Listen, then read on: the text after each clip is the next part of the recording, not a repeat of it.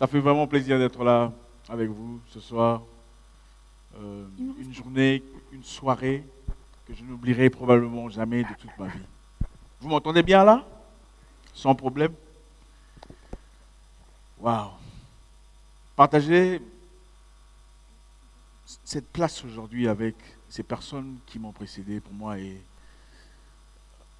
particulièrement saisissant parce que vous le découvrirez pourquoi. Aujourd'hui, je vais partager avec vous ce que j'ai vécu dans ma vie personnelle. Et j'espère que chacun d'entre nous en tirera quelque chose. En 1981, une femme africaine, une entrepreneure, courageuse, battante, travailleuse, s'apprêtait à aller faire le tour de ses entreprises.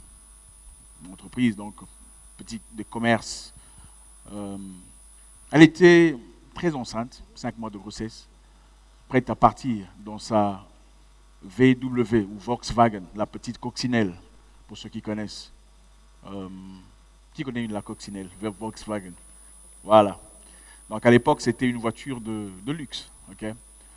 Elle prit sa voiture et se dirigeait vers ses entreprises pour faire le check-in, pour voir un peu ce qui se passait, ne sachant pas que ce jour-là serait le jour qui changerait sa vie pour toujours.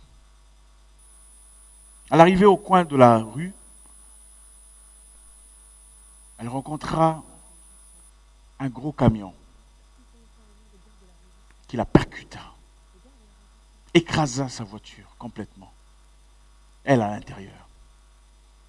Elle avait brisé plusieurs os, entaillé de partout,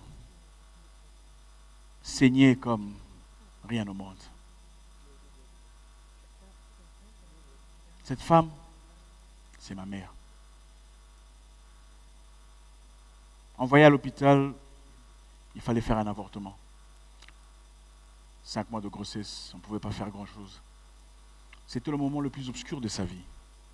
Et à côté d'elle, il y avait mon père, Mwekassa, qui n'avait pas cessé d'être la personne qu'il fallait auprès d'elle, malgré tout ce que le monde pouvait dire.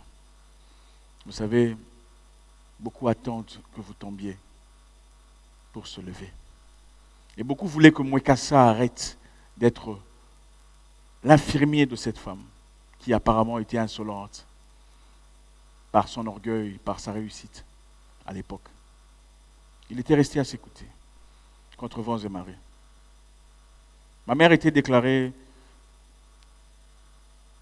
infirme, handicapée. Elle ne pouvait plus concevoir, elle ne pouvait plus avoir d'enfants. C'était fini pour elle. Plus jamais d'enfants, le docteur disait. Et mon père dit, écoute, docteur, je ne suis pas en train de chercher des enfants, vous savez. J'en ai déjà 7. C'est l'Afrique. Ce n'était aucun problème au départ. Mais vous savez, en Afrique, en tant qu'entrepreneur, pour avancer, quelquefois, il faut donner des crédits à ses voisins, à ses clients, espérant qu'ils vous payent à la fin du mois. C'était le cas pour ma mère. Mais à sa sortie de l'hôpital, elle était obligée d'aller justement chercher à avoir l'argent qu'on lui devait. Mais en ce moment-là, ce n'était plus la femme forte qu'elle était. Ce n'était plus la femme imposante. Ce n'était plus la femme que tout le monde craignait. C'était celle qu'on appelait une handicapée. Arrivée chez une de personnes précisément, maman dit, bonjour, comment allez-vous? Je suis là pour mon argent. Est-ce que je pourrais l'avoir? La dame dit, hé maman, tu viens chez moi le matin comme ça? C'est la sorcellerie ou quoi? S'il vous plaît. Il ne faut pas déranger les gens comme ça. Tu ne sais pas comment j'ai passé ma nuit. Maman dit, mais quand tu venais chercher mon histoire, tu n'as pas dit toute cette philosophie. Qu'est-ce qui se passe? La maman lui dit, de toute façon, tu n'es qu'une épave. Tu ne peux pas avoir d'enfant.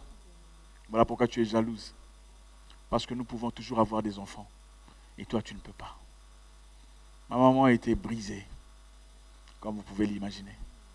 Elle voulait simplement son argent. Des choses qu'elle avait données à crédit. Une épave incapable de produire, inégale aux autres femmes. À quoi pouvait bien-elle servir? Elle pleurait. Elle pleurait. Et mon père essayait de la consoler, comme d'habitude. Maman pleurait, elle était détruite. Moi, une épave aujourd'hui. Une femme brave comme moi. Une femme indépendante. On m'appelle épave parce que j'ai besoin de mon argent. Elle priait, elle voulait un autre enfant. Elle était décidée. Elle voulait prouver au monde qu'elle n'était pas une épave. Quelques années plus tard, elle découvrit qu'elle était enceinte.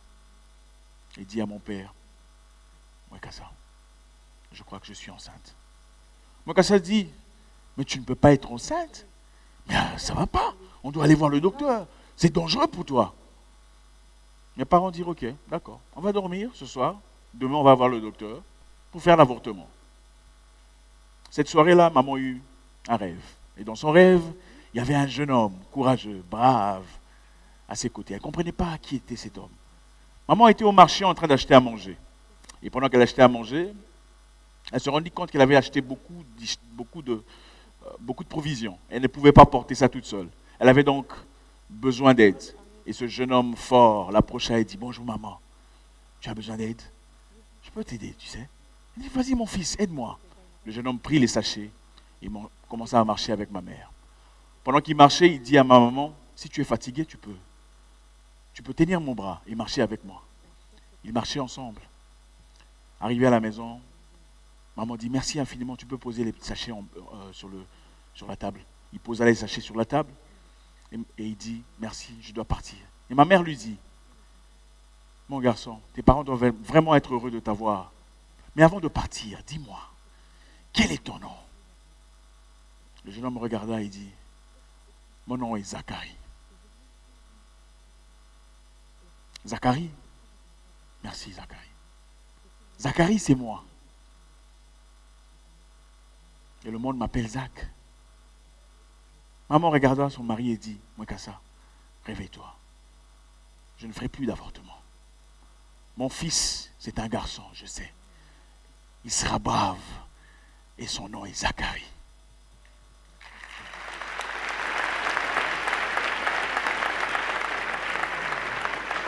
Mon père dit, mais non, tu es folle, ça ne va pas. Ça ne va pas. Le docteur a dit que tu mourras. Tu ne peux pas faire ça. Ma mère dit, mais attends. Mais le docteur a dit que je ne peux pas tomber enceinte. Mais je suis enceinte. Donc le docteur a tort. En tout cas, si vous voulez que je meure, je mourrai avec mon enfant. Elle refusa de faire cet avortement. 7 mois plus tard, j'étais né. Tout noir. Tout... Et quand je dis noir, ça veut dire noir dans le sens où j'étais vraiment noir. J'étais pas la couleur naturelle d'un bébé. J'étais tout noir, vilain. Et je criais, yeah! Je suis venu sur terre en me battant. J'ai réclamé ma place sur terre. Avant moi, il y avait un enfant. Mais cet enfant ne pouvait pas naître. Parce qu'il fallait que je vienne. Ma jeunesse était agréable. Dans une famille, ok, nous n'étions pas riches. Mon père n'avait jamais été riche. Mais nous avions le minimum. La lecture, les études. Pour mon père, c'était l'école où tu quittes ma maison. C'est l'école où tu quittes ma maison. Et on a eu une jeunesse très agréable. Mon frère à moi, Gabi, qui a 3 ans de plus que moi, 3 ans de plus que moi, avait vraiment l'habitude de me perturber. On se prenait beaucoup la tête. Et à un moment donné, je me souviens, un jour, mes amis venaient à la maison pour regarder un film avec moi. Alors Gabi était le genre de personne où maman donnerait à chacun un verre de lait, il prendrait son verre de lait et voudrait mon verre de lait. Et ça partait toujours en bagarre. Ce jour-là, on regardait un film intéressant entre copains. Gabi vint, je ne sais pas où il était, arrivé à la maison. Nous, on était excités, en attente de regarder notre film. Il vient et il prend la télécommande et change de chaîne. Il dit, vous regardez des choses inutiles. Ça, c'est plus intéressant. Et c'était quoi? Des fourmis en train de se... Mais attends, mes gars, ça ne va pas. Pourquoi tu m'embarrasses devant mes amis? Il me pousse. Qu'est-ce que tu vas faire? Que pouvais-je bien faire? Il était plus âgé, plus fort. Alors je partais chez mon père en criant, papa, j'en ai marre, je ne peux plus. Je ne peux plus, je ne peux plus. Mon père me dit, je suis fatigué de vos histoires. Zach, est-ce que tu ne peux pas aller faire joue au football ou va faire de la boxe. Il ne savait pas ce qu'il avait dit, mais il avait sémé une sémence en moi ce jour-là. Ce même jour, je partais chercher un club de boxe. L'objectif n'était pas de battre mon frère, l'objectif était de l'intimider. J'espérais qu'à un moment donné, il serait intimidé. Et effectivement, 1 an plus tard, il a arrêté de m'intimider. Enfin, c'était petit. Toi, tu blagues avec moi. Hein? Si tu blagues avec moi, je vais te rosser, mais il sort. Pourtant, avant, il ne me demandait pas, il sautait sur moi. Mais en ce moment-là, c'était, toi, tu penses que tu es boxeur, hein? Toi, tu penses que tu... Il sort. Ça a marché. C'était mon objectif principal. Mais comme vous le savez, je suis issu d'un pays qui avait des difficultés à l'époque, la guerre et tout le bazar. J'ai grandi ainsi, dans le monde du sport, mais je me suis musclé l'esprit et le corps. Et à un moment donné, on m'a arrêté à maintes reprises, voulant que j'adhère aux forces armées rebelles pour faire des choses incroyables. Et j'estimais ça complètement incohérent. Et puisque j'avais hérité de ma mère sa façon de s'exprimer, je disais ouvertement, je ne suis pas intéressé à faire votre histoire. Alors je devenais peu à peu comme un résistant. Alors ça devenait dangereux pour moi. En ce moment-là, mes parents ont décidé de m'envoyer en Europe, espérant me donner une opportunité d'études, comme beaucoup de jeunes Africains d'ailleurs.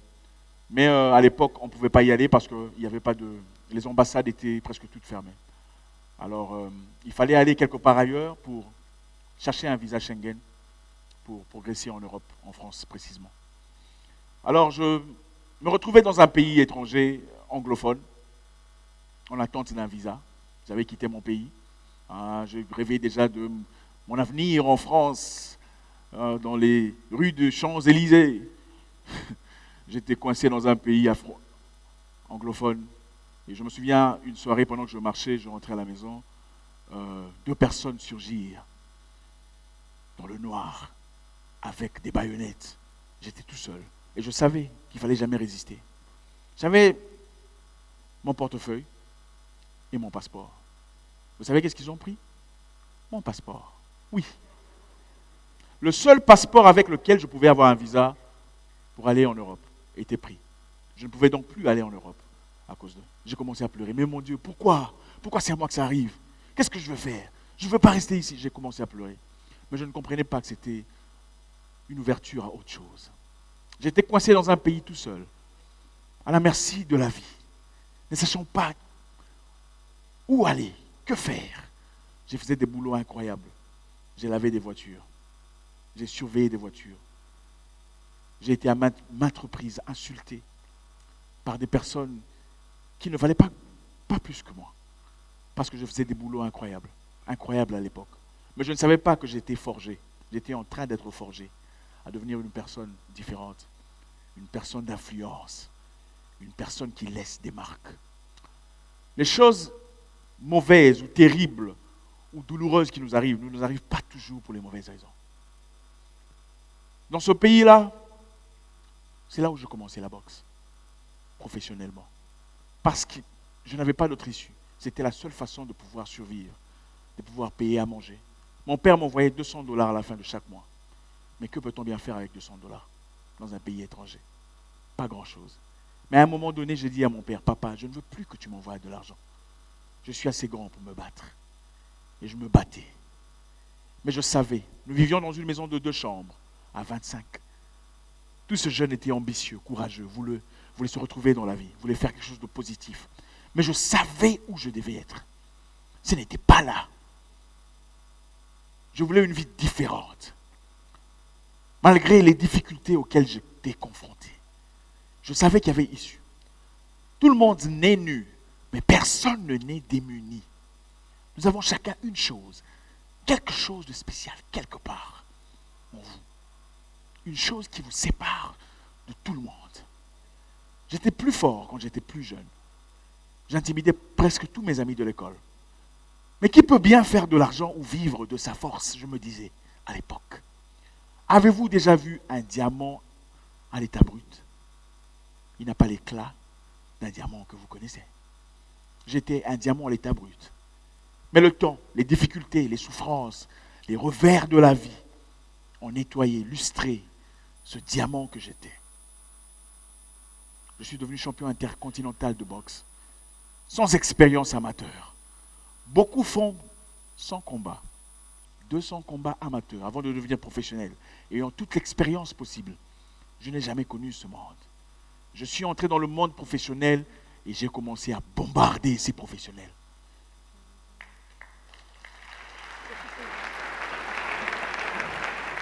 Je connaissais ma direction, je savais ce que je voulais.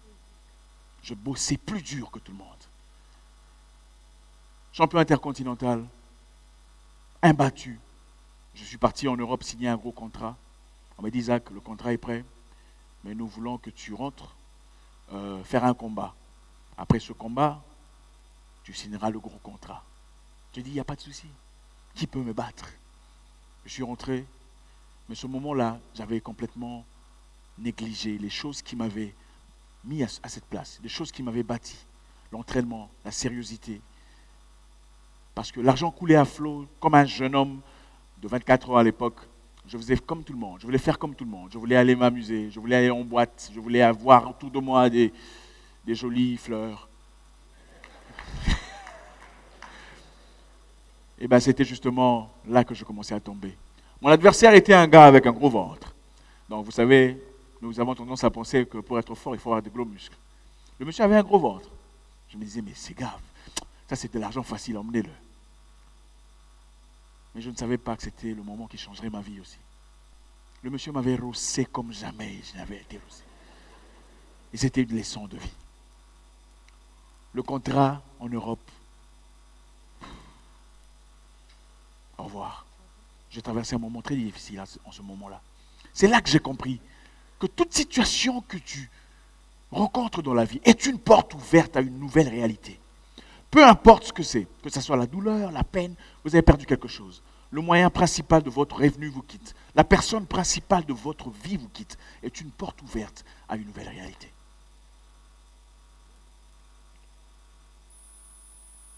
La vie m'a donné une nouvelle chance.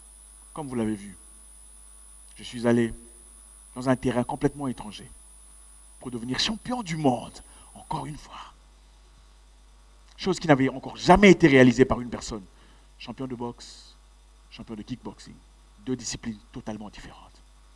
C'est l'esprit qui gère tout. C'est l'esprit qui décide où tu vas.